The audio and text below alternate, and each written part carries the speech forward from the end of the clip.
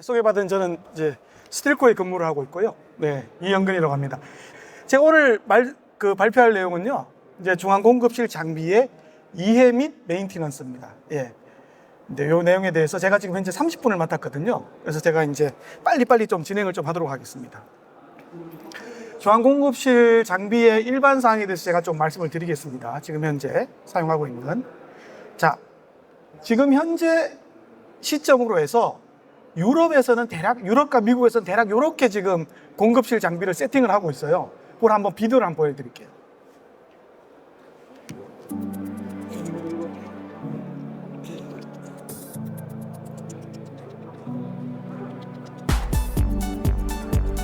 이거는 이제 스페인에 있는 한 병원의 예입니다. 예인데,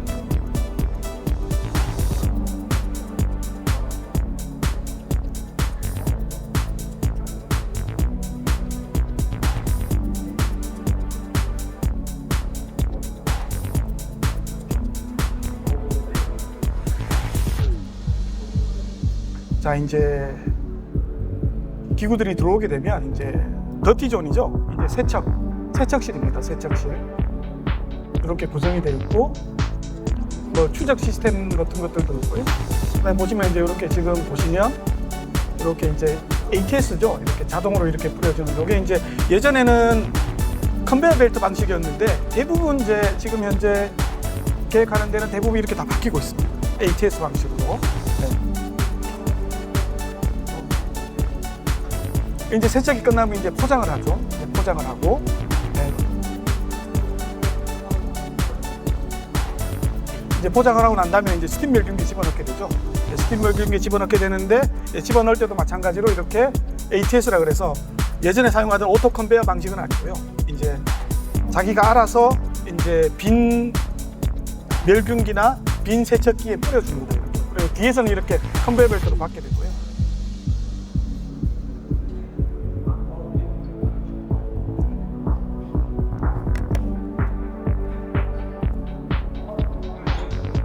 이렇게 지금 현재 많이 디자인이 되고 구성이 됩니다. 예, 대부분 요즘 이제 한 5년 전부터는 이렇게 이제 구성을 많이 합니다. 일반적인 사항을 말씀드렸고요. 중앙공급실 주요 장비 한번 말씀을 드리겠습니다. 주요 장비는 아마 이제 멸균기가 있죠. 멸균기는 스팀 멸균기가 있고요.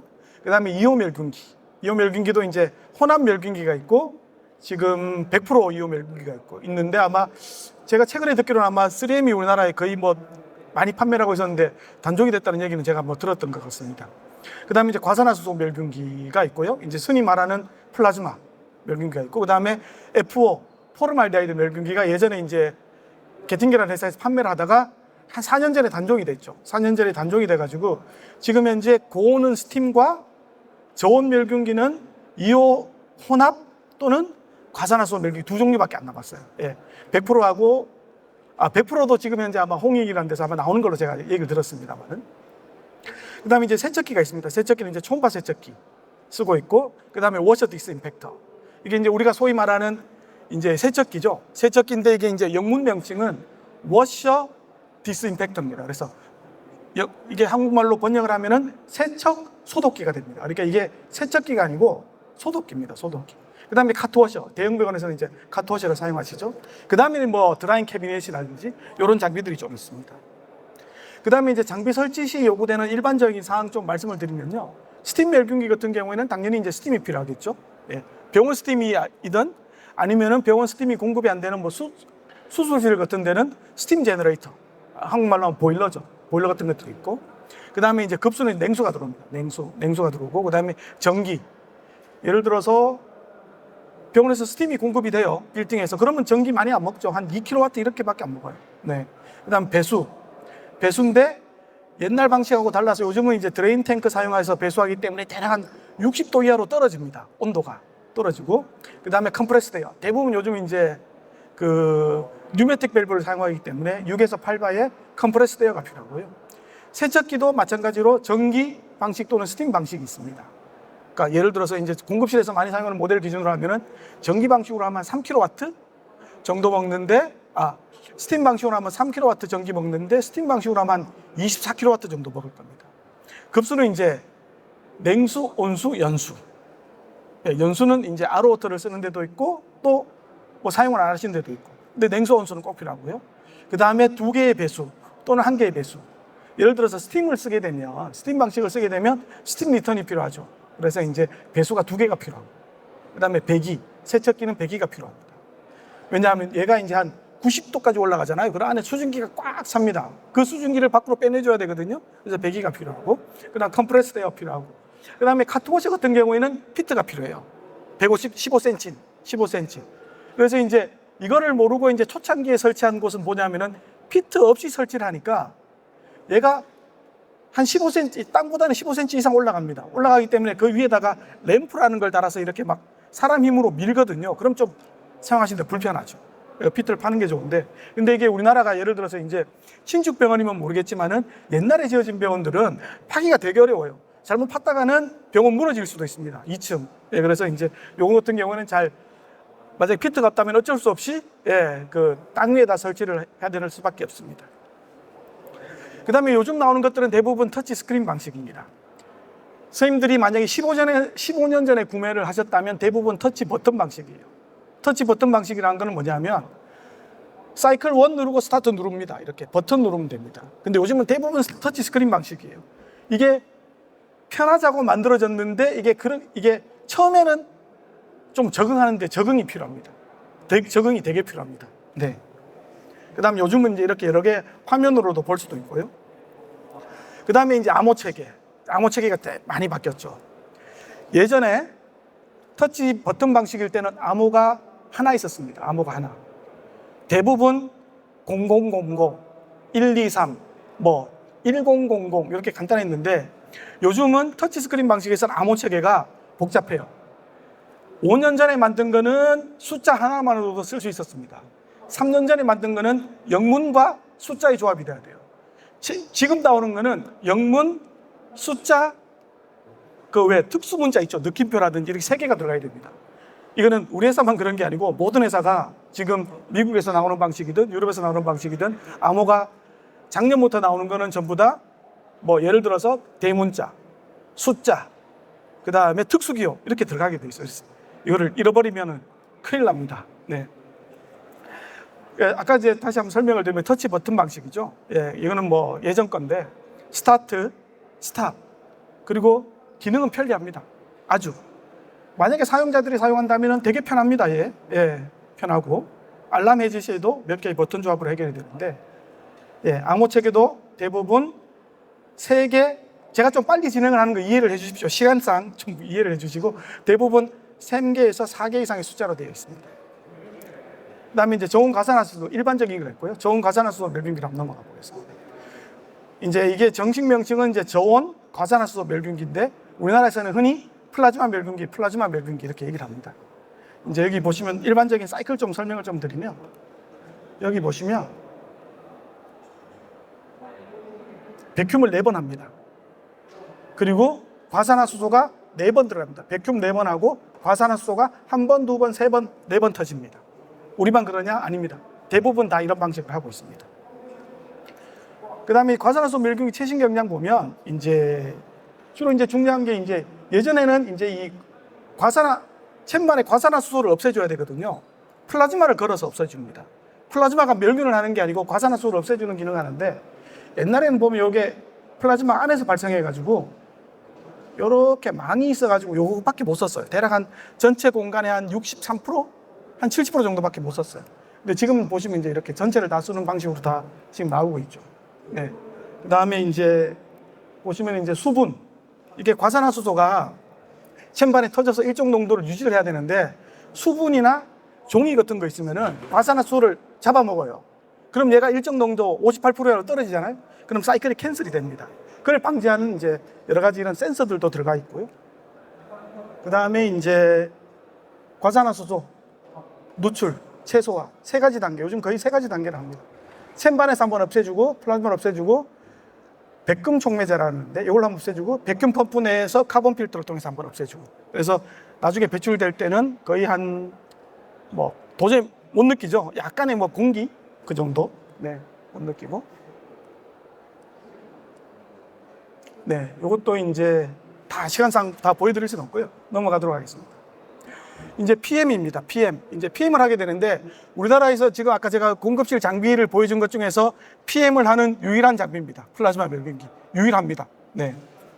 이제 PM 이제 리포트 이제 예를 들어서 이제 우리 본사 저희 회사 이해인데 대부분 다 똑같아요. 어떻게 구성이 되어 있냐면은 제일 PM 할 때 제일 많이 모는 게 H2O2 인젝션, 과산화수소 인젝션 하는 곳을 많이 봅니다. 그 다음에 플라즈마 제너레이터, 그 다음에 플라즈마 제너레이터도 보고 백큐ම් 펌프도 보고 요거를 크게 많이 봅니다. PM을 할 때 이 장비는. 그 다음 두 번째 보시면은 이제 뭐 비주얼 체크라든지 아니면 펑셔널 체크라든지 밸브 같은 게 잘 열리는지 이렇게 하는데 가장 중요한 부분은 뭐냐 하면은 다시 한번 설명드리면은 과산화수소가 들어오는 인젝션 되는 것하고 그 다음에 플라즈마, 그 다음 백큐 펌프 이 세 개가 가장 중요하게 PM을 보고 있습니다. 네. 그 다음에 이제 루틴 메인티넌스인데 이게 이제 주로 이제 많이 하게 되죠. 이제 6개월에 한 번, 여기 적혀져 있죠. 6개월에 한 번 또는 1년에 한 번 이렇게 하게 되는데 이렇게 이 부품을 달라고 이제 본사에서 레커멘데이션 하죠. 그리고 지금 현재 대부분의 병원에서 이걸 하고 계십니다. 6개월에 한 번, 1년에 한 번 교체를 하는 거를 지금 하고 계세요. PM을 하고 계세요. 이 장비는 유독 하고 계세요. 왜냐? 얘는 조금 이제 비싼 장비를 넣잖아요. 비싼 기구. 예를 들어서 이제 수술을 놓치면은 복강경 기구. 이런 것들을 넣기 때문에 PM을 하고, 스팀 같은 경우는 잘 안 하죠. PM 잘 안 하고. 그렇습니다. 네, 여기도 하고. 스팀 멸균기 한번 넘어가 보겠습니다. 네. 가장 많이 사용하는 사이클이죠. 134도 사이클. 우리나라에서 지금 현재 134도 사이클 또는 121도 사이클인데 제가 알고 있기로는 아마 134도를 제일 많이 사용하는 걸로 알고 있습니다. 보시면은 이제 에어 리무벌 3번 하죠. 백큐um 3번 넣어서 이제 완전 진공 상태로 만들고 온도를 쭉 끌어올려서 134도에서 지금 대부분 병원 보면 한 5분, 7분 이렇게 세팅을 해 놓으셨더라고요. 우리나라 기준은 한 3.5분인 걸로 알고 있어요. 3.5분 이상이면 되는 건데 대부분 한 5분 세팅을 하신 것 같아요. 그 다음에 이제 제가 이제 이게 시간이 없어서 많은 것들을 커트를 했는데 중요하게 보는 부분 좀 말씀드릴게요. 보일러에 공급이 되는 수준입니다. 지금 많이 이제 스팀 멸균기를 설치하고 나서 뭐 스팀 멸균기에 웻팩이라고 그러죠. 수분이 좀 많이 남네요. 아니면 뭐 색깔이 좀 검었네요. 뭐 이렇게 이제 많은 문의들이 들어옵니다. 많이 들어오는데 그게 이제 주로 뭐가 관련이 되어 있냐면은 보일러에 공급이 되는 수질과 관련이 되어 있거든요. 그래서 이제 유럽이나 미국 같은 경우에는 빌딩 내에서 스팀을 만들 때는 대부분 그 연수된 물이나 아니면 아로워터된 물을 씁니다. 물을 써가지고 물 속에 많은 무기 물질들을 다 없애서 그래서 그 보일러 안에 이제 좀 뭐라 그럴까 좀 순수한 물이 들어가게 해가지고 아로워터가 들어가게 해가지고 얘를 끓였을 때 이제 뭐 여러 가지 불순물들이 많이 안 남게 하죠. 네. 그래서 이제 이게 회사에서 요구하는 수질인데 뭐 컨덕터비티라든지 pH라든지 아니면 하드니스 이게 얘가 연도라든지 경도라든지 요청을 하는데 모든 회사가 다 가지고 있어요. 가지고 있는데 이게 잘 안 되죠. 네, 잘 안 되고. 그 다음에 최근에 이제 제가 이제 멸균기에 공급이 되는 수질과 얘는 보일러에 공급이 되는 수질인데 멸균기에 공급이 되는 수질과 백큐um 펌프에 공급이 되는 온도에 대해서 제가 좀 적어놨는데 왜냐하면 올해가 정말 더웠어요. 정말 이 더위가 끊길까 말까 하는 그 더위였는데 이게 우리도 이제 멸균기를 설치했더니 이제 백큐um 펌프 에러가 뜨는 겁니다. 그 백큐um 펌프 에러가 뭐냐면 이 백큐um 펌프에 공급이 되는 온도가 대략 한 20도 정도 돼야 돼요. 예. 20도 정도 돼야 되는데 너무 덥잖아요. 지금 더우니까 얘가 막 한 30도까지 가고 그러니까 이 백큐um 펌프가 퍼지거나 계속 에러를 일으켜요. 그래서 이제 이거를 이제 어떻게 대처를 해야 되냐면 지금 유럽이나 미국 같은 경우에는 백큐um 펌프에 공급이 되는 거에다가 칠러라는 걸 다룹니다. 칠러는 뭐냐면 이제 냉각을 해주는 겁니다. 그래서 얘를 한 20도라든지 이렇게 꾸준하게 이렇게 유지하게 이렇게 해주는데 우리나라는 단 한 데가 한 군데도 없어요. 그래서 여름 되면은 지금 계속 더워지잖아요. 이 문제 계속 생길 겁니다. 예, 백큐um 펌프에 공급되는 냉수가 공급이 돼야 되는데 이게 미지근한 물이 공급이 되면 분명히 문제 생깁니다. 앞으로 계속 더워질 것 같고 칠러도 알지 않으면 네 그렇습니다. 그 다음에 이제 PM 리포트입니다. PM 리포트도 이제 얘도 이제 마찬가지로 보시면은 이제 가장 시작하기 전에 이제 도어부터 이렇게 다 슬라이딩 도어이기 때문에 도어 이렇게 딱 고정을 시키고 그 다음에 이제 뭘 체크하냐 하면은 여기 이제 너무 좀 글씨가 작아서 제가 이제 그냥 말로 설명을 드리겠습니다. 혹시 이 PM 리포트가 필요하시면 제가 이제 요청을 하시면 전달해 드리겠습니다. 워터 서플라이, 물 공급이요. 물이 잘 공급이 되는지, 드레인 잘 되는지, 컴프레스드 에어 잘 되는지, 컨덴세이트, 응축수 배출 잘 되는지 이렇게 PM을 하게 됩니다. 그 다음에 비주얼 펑셔널 테스트를 하고 그 다음에 스팀 제너레이터가 있다면 얘도 이제 체크를 하게 됩니다. 그 다음에 이제 스팀, 프레셔, 스팀의 프레셔와 그 다음에 공급 이런 것들을 체크를 하게 되고요. 제일 마지막에는 BI나 인디케이터를 써가지고 이제 마지막으로 체크를 하게 됩니다. 네. 그 다음에는 이제 마지막으로 이제 세이프티, 옵셔널 체크, 그 다음에 이제 캘리브레이션 오브 템퍼러처 센서. 템퍼러처 센서 관련돼서 좀 설명을 드리면 이게 이제 1년에 한 번씩 하게 돼 있거든요. 온도 센서. 온도 센서는 세척기든 멸균기든 다 온도 센서를 쓰는데 좋은 과산화수소 멸균기도 마찬가지고요. 대부분 PT1000이라는 걸 씁니다. PT1000. 그래서 얘를 캘리브레이션을 해야 되는데 이 캘리브레이션을 할 수 있는 곳이 우리나라에서는 아마 그 실험실용 멸균기를 하는 업체에서만 할 수 있습니다. 그래서 우리는 지금 현재 대략 어떻게 하냐면은 그냥 대략 맞겠지. 아니면 이제 얘가 이제 예를 들어서 온도가 얘가 100도인데 얘가 99도로 읽을 수도 있고 98도로 읽을 수도 있어요. 그럼 우리가 이제 대략 그냥 지금 현재 모든 회사 마찬가지입니다. 게팅게도 마찬가지고 스트레스도 마찬가지고 우리도 마찬가지고 그냥 퉁쳐서 한 1도 보정해주고 2도 보정해주고 그럽니다. 왜냐? 우리 툴이 없어요. 지금 국내에서 하는 회사들. 그래서 이제 이런 것들은 이제 원래는 이제 툴을 가지고 하게 되거든요. 템퍼러처 센서 이렇게 지금 하게 되고 네, 한 13분 남아서 더 빨리 진행하겠습니다. 여기 PM 리포트 이렇게 지금 진행을 하게 됩니다. 네, 이렇게 진행을 하게 되면 이제 이거는 이제 어떤 것들을 체크하는지 그냥 설명을 좀 드리는 건데 얘가 너무 내용이 많아서 그냥 간단하게만 설명을 드리고 제가 넘어가겠습니다. 예를 들어서 이제 스팀 어떻게 들어오는지입니다. 네, 여기 보시면 이제 쭉쭉 빨간색으로 이렇게 쭉쭉 나와 있죠. 네, 여기 보시면 이렇게 스팀이 들어오는데 이렇게 체크를 합니다. 예, PM 리포트 그 PM에서 네, 체크를 하는 라인들이고요. 네.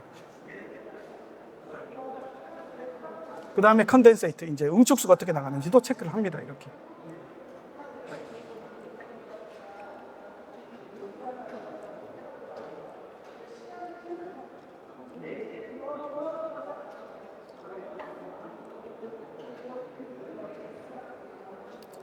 제가 약간 전 설명을 드리면은 예전에 우리나라 이제 제일 많이 설치되어 있는 게 이제 스테리스, 그다음 게팅게 많이 설치되어 있잖아요. 한 20년 전.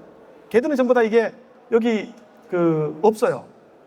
드레인 탱크가 없어요. 그래서 바로 나가게 되는데 요즘 나오는 것들은 게팅게도 마찬가지고 스테리스도 마찬가지고 우리도 마찬가지고 다 물을 한번 모아서 여기 모아서 냉수를 섞어서 그래 나갑니다. 그래서 60도 이하로 나가요. 60도 이하로.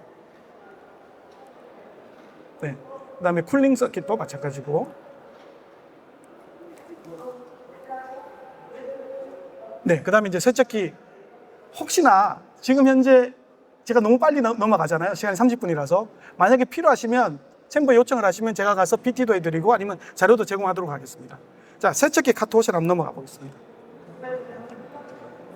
아까 이제 말씀드렸죠. 이제 과산화수소 사이클은 제가 말씀을 드렸고, 스팀 사이클도 말씀드렸고, 세척기 사이클은 잘 이렇게 이렇게 익숙하지 않으세요. 그래서 제가 이제 세척기 사이클 좀 설명을 드리면, 세척기 사이클은 사전 세척이 있고요.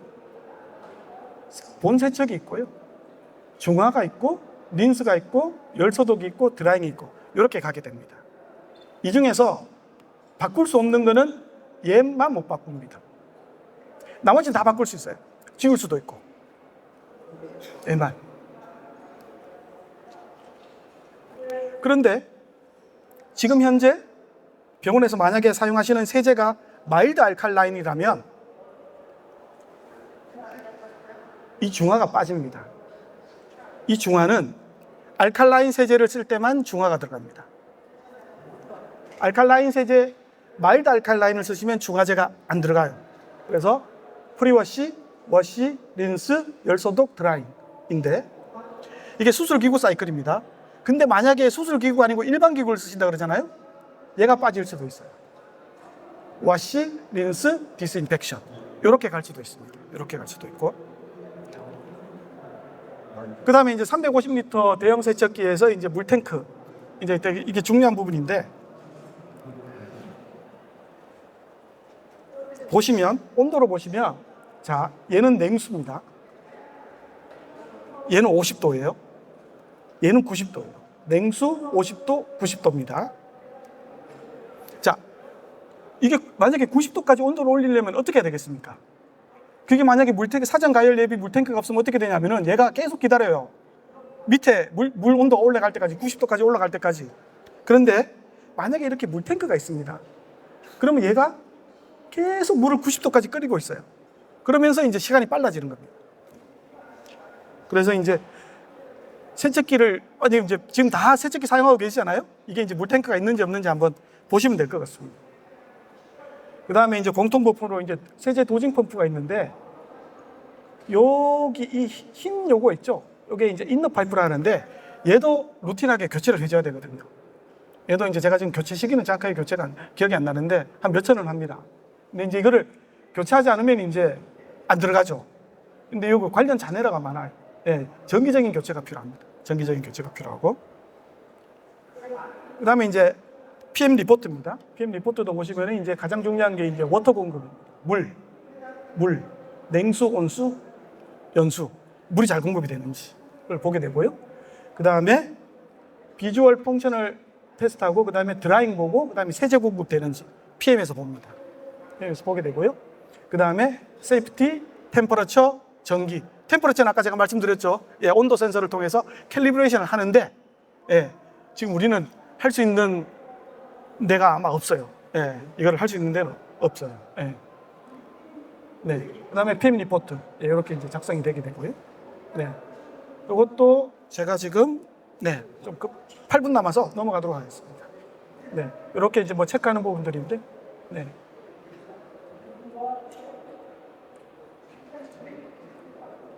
네. 카트워셔. 네. 이게 이제 카트워셔 이제 최근에 한 2군데에서 일어났는데, 카트워셔가 문이 이렇게 열리잖아요. 그죠? 옆 슬라이딩 도어로 불리고, 문 무게가 거의 한 80kg? 끼면 사람 죽습니다. 예. 근데 이게 이제 세제통이 여기 걸려가지고, 이게 이제 문이 막 고장나는 경우가 좀 몇 번 있어가지고, 제가 이제 한번 적어봤습니다. 네. 물탱크.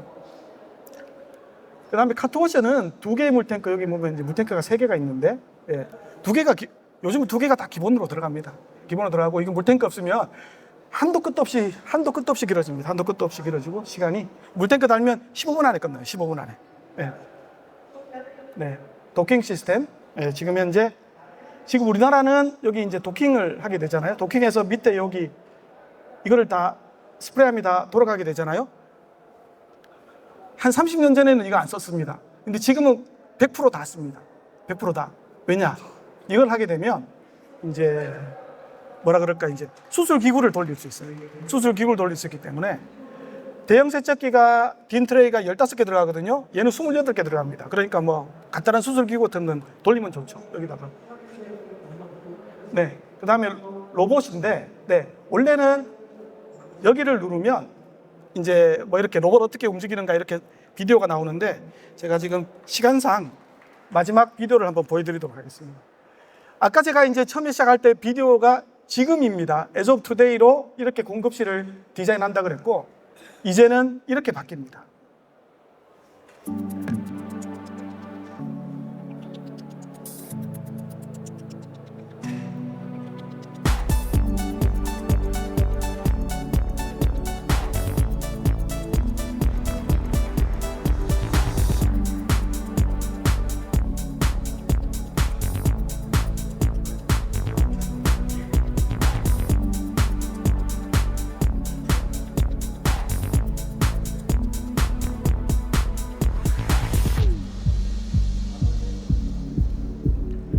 여기 있는 이 로봇은 한국의 유진 로봇에서 만듭니다. 송도에 있는 우리나라 로봇 1세대 회사입니다. 유진 로봇.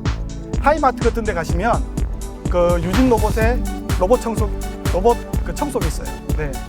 우리나라 유진 로봇에서 만듭니다. 같은 계열사입니다.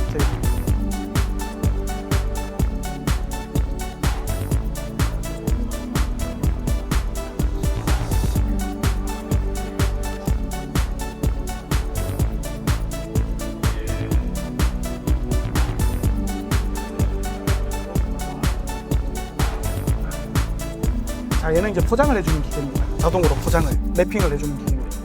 랩핑이 끝나면, 네. 근데 여기서는 누군가 사람이 있겠죠. 사람이 이제 와서 이제 이렇게 담아주면, 네.